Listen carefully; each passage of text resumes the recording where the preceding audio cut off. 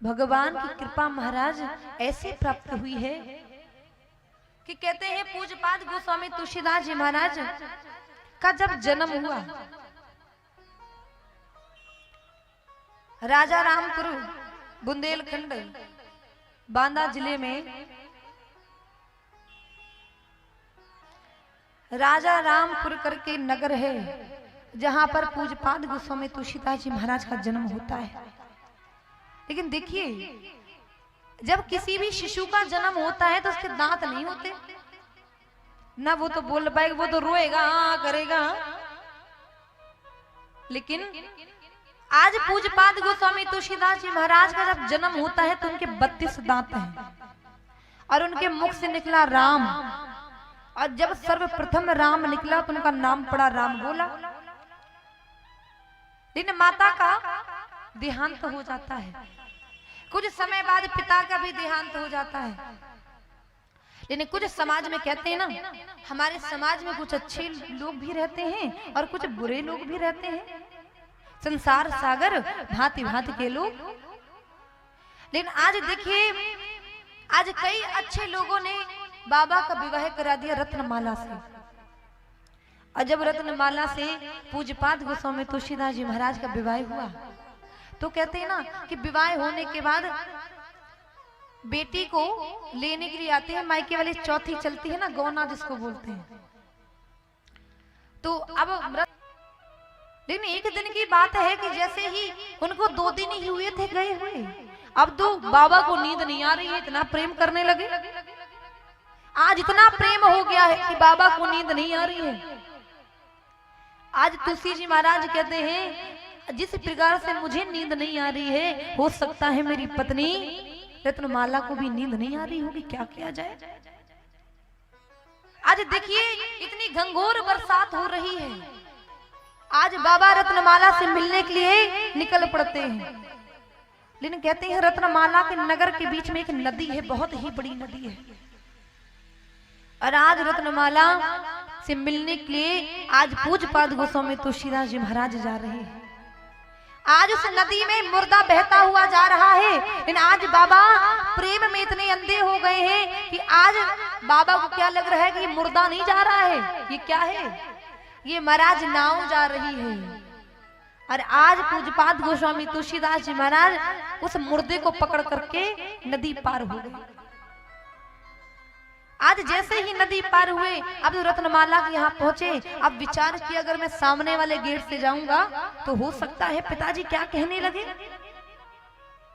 अब विचार किया कि रत्नमाला के कमरे में कैसे जाया जाए। आज बाबा चोरी चुपके जा रहे हैं। आज देखे कि रत्नमाला के कमरे से जंगले से एक रस्सी है, वो रस्सी नहीं है, बाबा को रस्सी दिखाई पड़ रही है, वो महाराज काल रूपी सर्प लटका हुआ है। आज बाबा प्रेम में इतने अंधे हो गए हैं कि आज बाबा को सर्प नहीं, आज रस्सी दिखाई पड़ रही है। और आज पूज्यपाद गोस्वामी तुलसीदास जी महाराज वही काल रूपी रस्सी, वही काल रूपी सर्प को पकड़ करके बाबा चढ़ जाते हैं। और जब चढ़ गए, अब तो रत्नमाला सो रही थी, जैसे देखे रत्नमाला को बाबा ने जगाया, अरे रत्नमाला देखो तुम्हारा स्वामी आ गया है। आज जैसे ही रत्नमाला ने पूज्यपाद गोस्वामी तुलसीदास जी महाराज को देखा,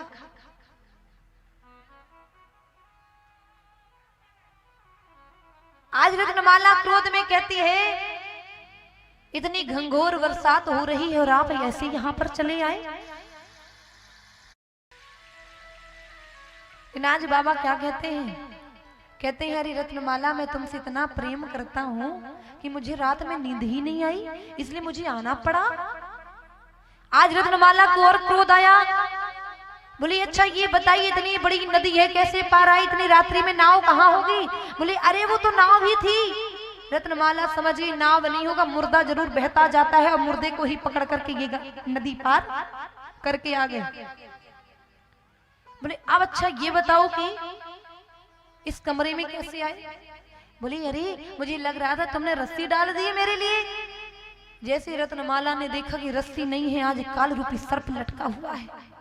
आज रत्नमाला को क्रोध आया, अरे नाथ जितना प्रेम आप इस हाड़ और मांस के शरीर से कर रहे हो, अगर इतना ही प्रेम आप भगवान से कर लेते तो आपके जन्म जन्मांतर के पुण्य का उदय हो जाता, भगवान का दर्शन हो जाता।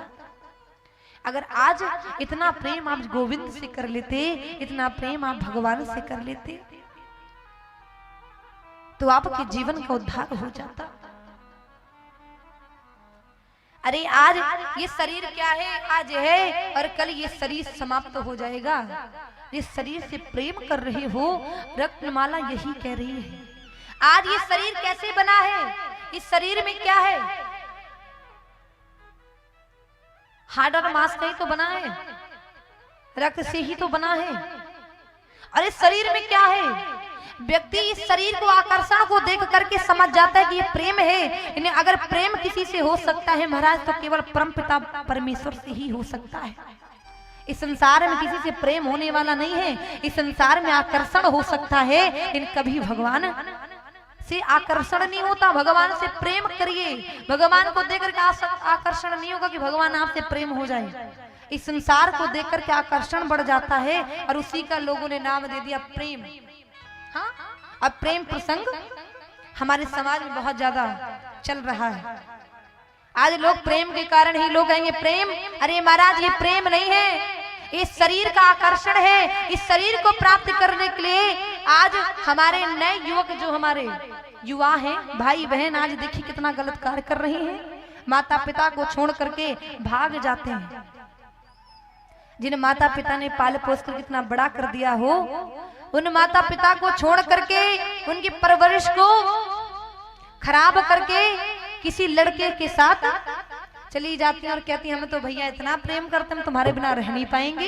हाँ, ये प्रेम है। अरे जो अपने माता पिता का नहीं हो सकता, वो किसका हो सकता है। इसलिए कहते हैं इस आकर्षण पर मत जाओ। ये आकर्षण है, जब तक जवानी है तब तक तो सब बड़े सुंदर लगेंगे, लेकिन जब बुढ़ापा आया ना, तो ये आकर्षण भी समाप्त हो जाता है, ये प्रेम भी समाप्त हो जाता है। अगर जीवन में किसी से लगन लगाना है, अगर जीवन में किसी से प्रेम करना है प्यारे, तो गोविंद से कर लीजिए, भगवान से कर लीजिए। और जब भगवान से करोगे ना, तो भगवान की कृपा मिल जाएगी, भगवान की भक्ति मिल जाएगी। और आज वही रत्नमाला पूज्यपाद गोस्वामी तुलसीदास जी महाराज से कह रही है, नाथ लाज नावत आपको दौरे आयहूं साथ, दिख दिख ऐसे प्रेम को कबहू काहे मैं जाऊं। क्या कहें, धिक्कार है ऐसे प्रेम को जो इस हाड़ और मांस के लिए प्रेम जता रहा है। धिक्कार है ऐसे प्रेम को, ये कोई प्रेम नहीं है, तो आकर्षण है प्यारे। आज बाबा को बात बुरी लगी, आज बाबा उसी समय, आज पूज्यपाद गोस्वामी तुलसीदास जी महाराज राम नाम में डूबने के लिए आज स्वतः ही चले जाते हैं। और आज भगवान शरणागति के घाट में आज भगवान का भजन कर रहे हैं, भगवान का नाम ले रहे हैं। और कहते हैं राम कथा के 4 वक्ता हैं, 4 श्रोता हैं और 4 घाटे हैं। अब राम कथा का प्रथम वक्ता कौन है? राम कथा के प्रथम वक्ता है याज्ञवल्क्य जी महाराज, और श्रोता के रूप में कौन बैठे हैं? भरद्वाज जी महाराज। घाट कौन सा है? सभी तीर्थों के राजा प्रयागराज की पवित्र भूमि, जो माघ के महीने में आज याज्ञवल्क्य जी राम कथा को